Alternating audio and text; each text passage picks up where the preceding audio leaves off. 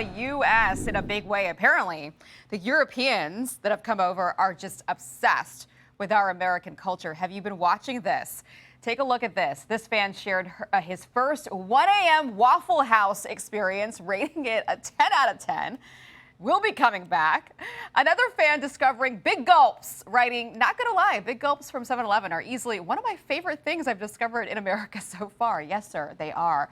And in New England, look at that. Scottish fans serenading their neighborhood hosts with some very early morning bagpipes. I believe that was 6:30 in the morning. I don't know if neighbors liked that or loved it.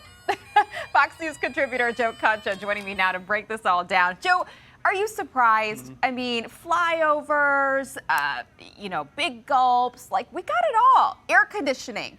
Why wouldn't they love it? We are living in the greatest country in the world, the most wealthy country in the world, and the most fun country in the world. It's no argument. That's not an opinion. That's a stone cold fact, Aisha.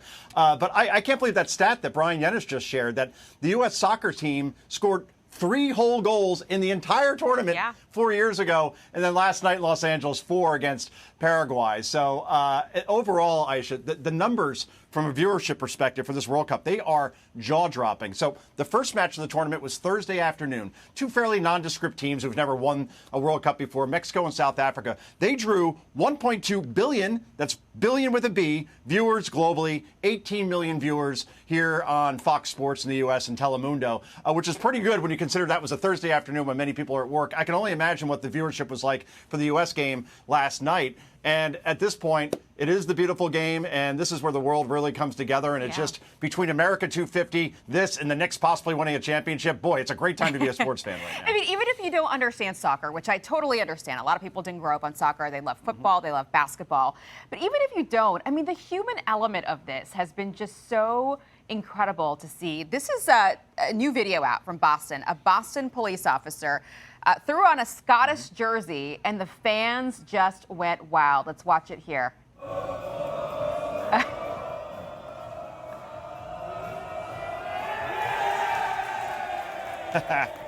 love it. I love it. And we're seeing this all over the country, because what people forget is that these teams have actually picked cities and towns to go, like in the middle of Kansas. Like, I think Algeria is in the middle of Kansas. Like, they've actually picked little towns, and the towns are embracing them. I mean, what a great human element to all of this.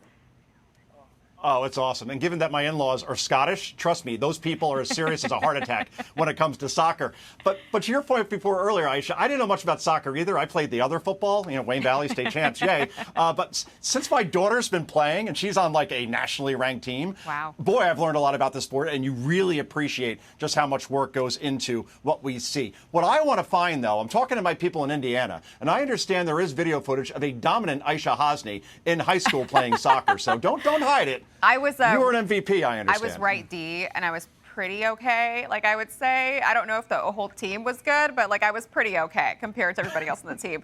I want to quickly ask you about the Knicks drama that's happening in New York City right now. Apparently, the mayor there is pushing back on Knicks owner Dolan for canceling this big watch party. He wrote on X, MSG requested a permit for a watch party, about 500 to 999 fans. We approved the permit. Mr. Dolan has now decided to cancel the watch party. I know it's breaking hearts across our city, but if there's one thing Knicks fans don't need permission for, it's showing up for our team wherever they may be, no matter the block or the borough. Knicks in 5. Quick thought on that before we let you go.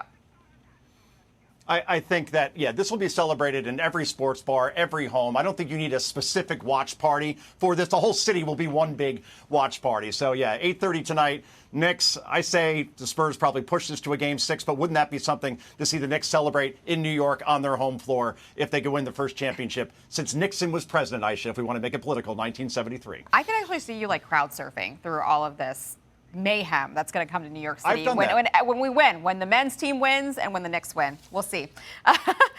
Be sure to like and subscribe for all the Fox News latest on YouTube, and catch full shows streaming now on Fox One.